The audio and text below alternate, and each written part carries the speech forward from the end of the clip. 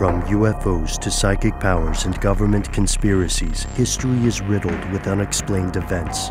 You can turn back now, or learn the stuff they don't want you to know.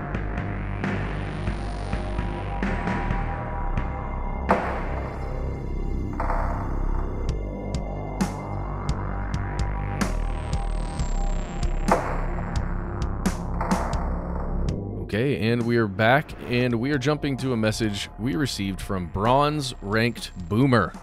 That sounds promising, you guys. Yeah. Is that a gamer thing? It sounds like it might be. Let's jump into it. There's a lot here. We're not going to read everything you wrote to us, Bronze Age, but we're going to jump into some of these concepts. And jumping to the email, Bronze Age says, I just want Noel to be more familiar with the dark side of Twitch since his daughter is a fan of it. Make sure she just sticks to Minecraft streamers. She kind of self-censors. Like, I don't really worry about her like venturing too far into the dark corners of Twitch, but it's good advice, and I didn't realize quite how dark it got. Well, we'll see. It says, Matt, you'll like Legends of Runeterra since you like MTG, and Ben, you're cool and much better than the Quizster. Oh, snap. I hope the Quizster never hears that. Don't speak his name. One more time, right? And then he appears. Okay. 2 more times. Okay. All right. Yes, and let's just keep going here. I just listened to your episode about FaZe Clan and crypto, and I wonder if you're aware of the dark side of Twitch streaming. If you aren't aware, Twitch is a website that allows, yes, we know what Twitch is. Should we say what Twitch is? It's a streaming service where it allows users to view and interact with content creators. But people think of it as strictly like a gamer platform where like people become famous as Twitch streamers because they're commenting and being cute and funny and making jokes while they're like playing Fortnite and stuff. Yeah, exactly. So Bronze Age continues on to say that there is a dark side of sponsors on Twitch. He says, sponsors are a huge part of a streamer's income on Twitch. It's like YouTube, where people get monetized. Also, there are sponsors that support Twitch in general and run commercials throughout all partnered Twitch streamers. Double the ads! However, their sponsors can be shady, like the crypto issue. There was another issue that came up not long ago on the subreddit Livestream Fail, where there was a large issue concerning gambling. For example, there's a streamer named XQC. He literally had ads and promo codes for gambling websites. Kids would watch him, make a lot of money, and get inspired to join. They would make a lot of money gambling. That would be brand new. That's a new concept. But he says then they'd be able to access the website through VPNs to get around the age restriction. Interesting. And there's another streamer who moved to Canada to avoid the legal disputes with gambling. There are a lot of clips, screenshots, and proof that these streamers knew what they were doing, taking advantage of folks. This is the current drama, and it's easy to search gambling through the subreddit. You'll get a lot of posts. How can you use a VPN to bypass age restrictions? Isn't that kind of just honor system? Like, they just like ask you your age? Yeah, that's interesting. I'm not sure how that would actually function in practice. I know if you use something like Brave Server and use their Tor services that they offer, you can get around some things like that. So I'm assuming using a VPN could also get around some kind of restrictions that maybe I'm just not aware of. Bronze Age Gamer says, in the past there were a lot of issues about loot boxes, CSGO skins, talking about gambling, from just the setup of a game where you have to pay to get a chance to get something good, and then you'll pay a lot of money to increase your chances. And then let's jump down here to the part where Bronze Ranked Boomer mentions the dark side of just chatting. He says Twitch does not only cater to gamers. You can stream almost anything, and there's a category called just chatting. And that is I think where the interesting conversation happens here, because for a long time that platform was specifically to watch people game. We've mentioned Twitch before and how it's evolved over the years to do things like art. There were a couple, I think they called it creative back in the day, where you could do all kinds of different things, like Bob Ross, but like on the internet. And for sure. And it's just a way for a content creator to have an audience essentially that's live that can interact with them, right? That's really what the whole point of the platform is, to have a live audience interaction. So just to compare it to what we're doing right now, there's 4 of us on a Zoom chat and we're talking to each other like this. We're having a conversation, but the audience is only here because we're bringing, everybody else into the conversation through these messages. In this case, it's all live. It's all happening real time. And I think that's at least where bronze ranked Boomer is maybe seeing some issues that are cropping up. Yeah, it's something like, I was not fully aware of. I've always, maybe it's because it's not my platform of choice, but I was not fully aware of Twitch as being something outside of just gaming. Because, there's YouTube Live, there's like Instagram stories and lives and all that stuff. There's so many other places to do what we're talking about, but Twitch is much more of like an active, engaged kind of community for that. But I didn't realize that it was practically venturing into like cam girl territory, somewhat pornographic in ways, or like maybe not pornographic but problematic, some fetishy type behavior and like slightly kinky stuff. Am I overstating the case here? Isn't it? That's certainly the picture that's being painted by our emailer, right? That there's some things that are maybe not appropriate for younger children, right? Yeah, Twitch, while this is the new technology I was kind of teasing at the top, but Twitch is, very well established now. And for many people, it has become one of their primary modes of interaction. But with this, with any newer technology or platform, we see that there are any number of issues, right? Things that maybe tech gurus would call bumps in the road or areas of opportunity. That's a term that a lot of human resource departments work tend to use instead of the P word, problems. What Boomer says, and again, Boomer, this is a quite in-depth, thorough piece of correspondence. So we're going to summarize a little bit. And Matt, tell me if I get off base here. It seems like what Boomer is concerned about here is the line between what is or is not appropriate for underage people to see or to do on these channels in some cases.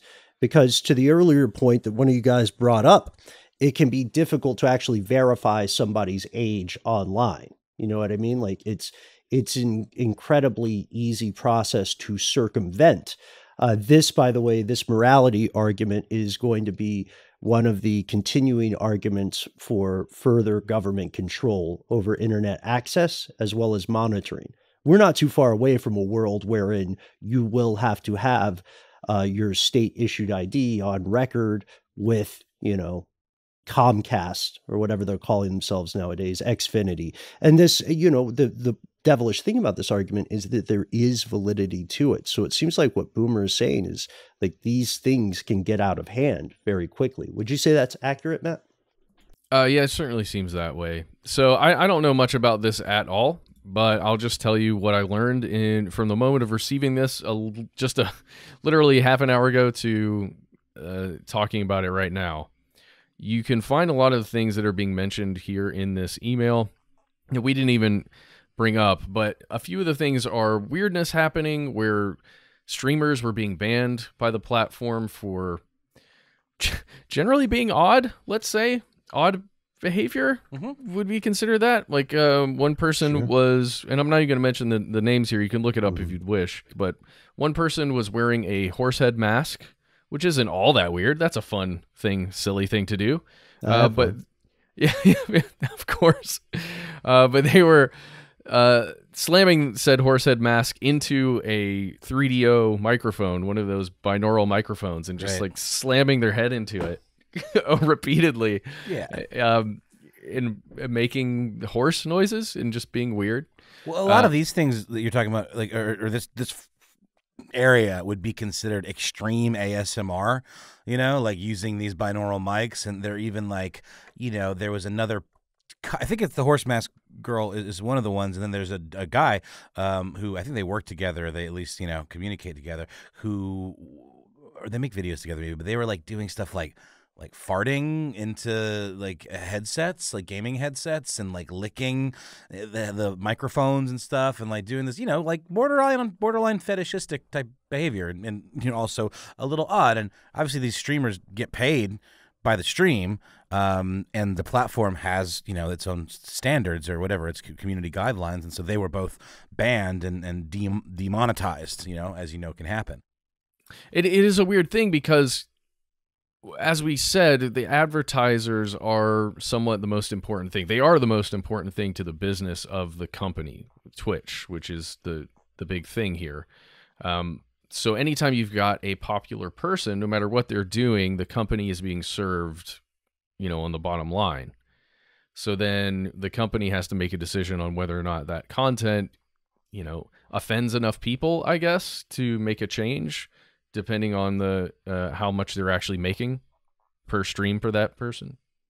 Yeah, just to interject, I don't want to derail us. That's something I said off air in preparation for this episode, which may sound cynical, but I think ultimately, if you look at most corporations across the planet, most for-profit entities, there is a calculus made, and things change when someone somewhere says the cost of the legal liability or potential legal action outweighs the profit that we can reasonably assume we'll make. So that's, I mean, and companies can talk about morality all the live long day, but I think there's a quantitative basis to those decisions.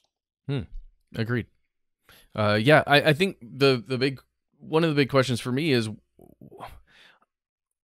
how do you then restrict something like that if you get enough pushback from enough people as a company to say, hey, maybe this should be age restricted or something like that?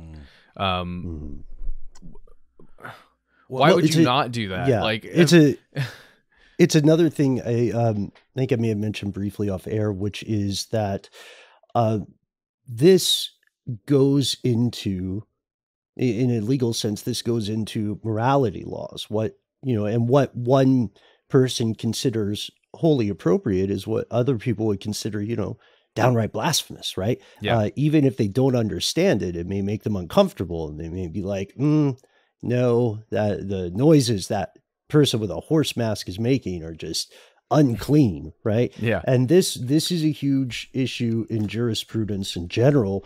I would call attention to the case about whether or not James Joyce's Ulysses was pornographic, or whether it was, you know, basically too saucy to be sold in the States, because, you know, how would you put a good age requirement on that book? Similar problem, right? And so what they concluded was one of those famous those famous rulings, like what is inappropriate? Well, they say pornography, but what is inappropriate? I know it when I see it. And that's what people are still struggling with. And there's not really at this point, without fully knowing everybody who watches a piece of content, or fully knowing the people who make it, and therefore tracking them, there's not really a way to cleanly come up with a policy for this. It's too open-ended. Isn't it interesting, though, that books and you know, publishing has never really had like parental advisory warnings the way music and video games do? I mean, there certainly are books that, other than nudie mags, right? No, I'm talking about books like Tropic of Cancer. You know, I mean, like that is absolutely, there's pornographic writing in there, but yet you never see a book that says must be 18 to buy or check out this book from the library. You know, there's no age restrictions on books, and there never has been. You just ban those books. Well, that's what I'm saying. No one can read them. Yeah. That's exactly right. But I want to point out one thing. We're talking about, like, how do you know, there's a lot of questions, but like on Twitch in particular, how do you like reconcile all this stuff? Like, what is Twitch? What is their mission? They did something really funny. Like, a lot of this controversy came with this category of, like, hot tub videos where, like, you know, Twitch streamers are playing video games, I guess, in hot tubs, kind of scantily clad. And it caused sort of an uproar. And so Twitch, rather than outright banning this hot tub content, which is obviously pretty popular, they created a category called pools, hot tubs, and beaches. And apparently the most popular stream in that category, which now still can include these hot tub videos, is a live stream, a constant 24-hour live stream of these like otters at the Vancouver Zoo. Well, that's wholesome. It's very wholesome. So they sort of fix the problem. You know, you got to dig for the content a little bit more now. I think maybe it was just like bait and switch kind of, where people were thinking they were signing up for more traditional Twitch streams, and they were getting this slightly more like, let's call it titillating content. You know, Matt, one thing this brings up that we probably, I think this would be of interest to both you and our bronze boomer here, bronze ranked boomer, as well as many other people listening along today. There's another issue that has received some press quite recently on Twitch, which is the rise of Twitch as an extremist platform. Yeah. Right. Morality is, or perceptions of morality are much harder to negotiate or to, legislate in a fair way or make a policy about. And a lot of times, corporations aren't really incentivized to do it. But Twitch has gone from, beyond video games to being a great platform for anti-vaccination conspiracies and other, people who are so far right that they got kicked off Twitter. Mm-hmm. So yeah. I would say that's another facet of a larger thing that Boomer is talking about in the letter here. Yeah, and I'll give you just two quick examples. We'll get out of here. When we got this letter, I went to twitch.tv. It'd been a long time since I logged in, so I didn't have my login credentials. So I just went there as a random user that's not logged in. And two of the first things I was presented with, one of them is Amaranth, I think is how you say it. That person was mentioned in several of the stories that our emailer mentioned, and she was dancing to a song in a pink bra, and there were 30,000 something people watching her. And I said, okay, well, that's what one person's doing. Went over to, clicked on the next one. It was a person named Hassan Abi, or ABI, and that person was reading an article on Insider and responding to commentary. Both of these streamers were promoting their Instagram accounts, and I thought it would be interesting to see, like, what, if there's two people on here, they're both doing what the emailer mentioned, just chatting. Let's just look at the difference at what kinds of free speech are being exercised here. One of the Instagrams, just, I would say I think objectively suggestive images of one of the people streaming. The other one had images of a person doing all kinds of things, including holding AR-15s. So, you just wonder, where are the lines, like you said, Ben, with free speech? Should there be any lines? What do you think? How do you feel about Twitch? What have you experienced when you're on there? Is there actually a dark side, or is this more of a morality argument thing and that's it, and we don't need to think about it anymore? You tell us. We look forward to hearing what you have to say. Thanks for writing in, and we'll be back with more listener mail.